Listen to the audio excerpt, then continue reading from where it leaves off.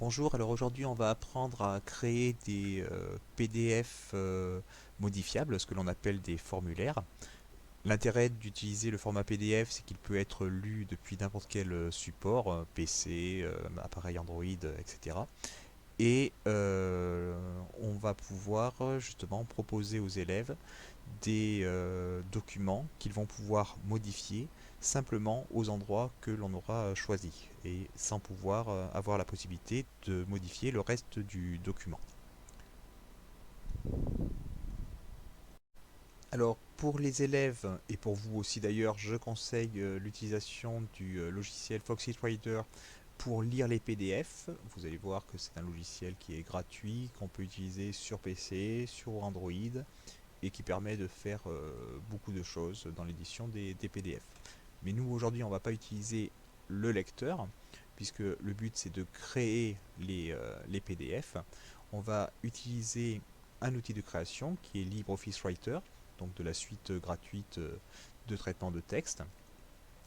Vous l'avez donc sur les ordinateurs du collège. Donc pour créer les formulaires, il faut avoir cette barre d'outils ici qui n'est pas là nativement. Donc pour la faire apparaître, il suffit de cliquer sur barre d'outils, contrôle de formulaire. Vous voyez, donc ici elle n'apparaît pas et je la réactive. Ici, contrôle de formulaire, la voilà qui apparaît. Donc c'est avec cette barre d'outils ici que je vais pouvoir créer mon PDF modifiable. Alors la première chose que l'on va apprendre, c'est à créer une zone de texte. Donc pour créer une zone de texte, vous tapez par exemple une question. Ici, vous sélectionnez le mode conception. Donc vous voyez que vous avez toutes les icônes ici qui apparaissent cliquables. Je vais choisir zone de texte et tout simplement, j'ai une croix qui apparaît, je dessine la zone de texte à l'endroit où je veux que l'élève réponde. Ensuite, on peut paramétrer aussi cette zone de texte, donc il suffit de cliquer dessus. On va par exemple, alors vous avez plein de choses que vous pourrez tester. On va aller au plus simple. Vous choisissez par exemple, vous tapez un texte par défaut. Ici par exemple, répondre ici à la question. Ensuite, vous pouvez choisir si l'élève peut répondre sur une seule ligne, sur plusieurs lignes, donc monoligne, une seule ligne, ici multiligne ou multiligne avec formatage, pour qu'il puisse répondre sur plusieurs lignes. Donc ici, je ferme, voilà, vous voyez que c'est apparu ici, et l'élève va pouvoir répondre sur plusieurs lignes. Donc ici, si je teste en enlevant le mode conception, voilà ce qui va apparaître pour l'élève. Donc là, il pourra taper, voici ma réponse, aller à la ligne, etc. etc. Donc ça c'est très puissant puisque l'élève, quand il aura au format PDF, pourra répondre que dans cette zone-là, mais par contre il ne pourra pas du tout modifier tout le reste du document. Donc quelque part ça protège votre document que vous avez diffusé. Alors l'autre outil que l'on va voir aujourd'hui, c'est la case à cocher, très pratique pour faire des QCM. Donc là vous tapez par exemple votre question, votre affirmation, vous sélectionnez ensuite case à cocher ici. Donc il y a, hop, je vais le faire, une petite croix qui apparaît. Vous dessinez l'emplacement de votre case à cocher ici. Alors pour modifier le texte, vous double-cliquez dessus et ici dans étiquette, vous rentrez votre texte. Donc par exemple facile. Ici, je ferme. Voilà, alors plutôt que de refaire plusieurs fois, moi je vais refaire un copier-coller. Donc clic, vous pouvez le faire, donc autant le faire. Copier, hop, on va le mettre à côté, coller. Et puis encore une autre fois, par exemple, pour proposer trois réponses, coller ici. Donc je modifie par exemple le choix qui est là. Donc pareil, double-clic, on va mettre difficile.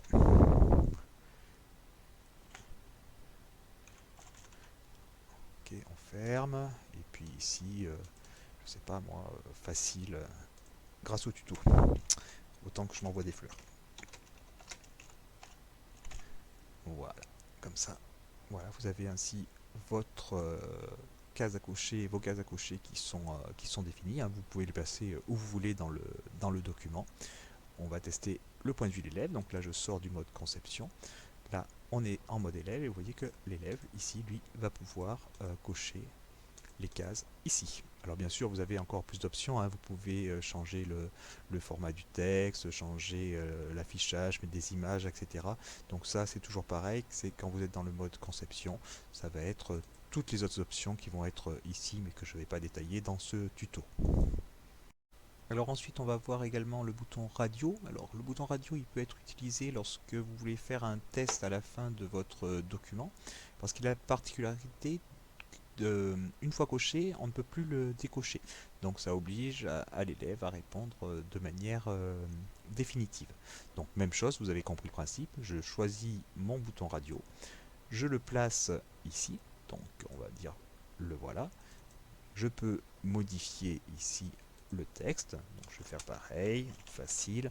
Alors là, vous avez compris, je vais en faire un copier-coller pour ne pas avoir à refaire, donc CTRL-C. Hop, j'ai un côté CTRL-V, je modifie le texte ici. Ici, je vais mettre difficile. Alors, je vais m'arrêter à 2 boutons radio pour vous montrer. Donc là, j'ai fini. Ici, toujours pareil, hein, on peut tout modifier. On va faire au plus simple. Je laisse par exemple comme ça. Et côté élève, voilà ce que ça va donner. Ici, mais il ne pourra que appuyer sur le bouton, mais vous voyez, une fois que c'est coché, je ne peux plus rien faire, c'est bloqué. Voilà. Donc là, par contre, comme ils sont liés l'un à l'autre, je passe soit à l'un, soit à l'autre. Mais vous pouvez très bien faire des boutons radio qui soient indépendants. Là, si j'en crée un nouveau, par exemple, ici, je marque, je vais marquer bouton radio test, par exemple. Hop, voilà, je sélectionne.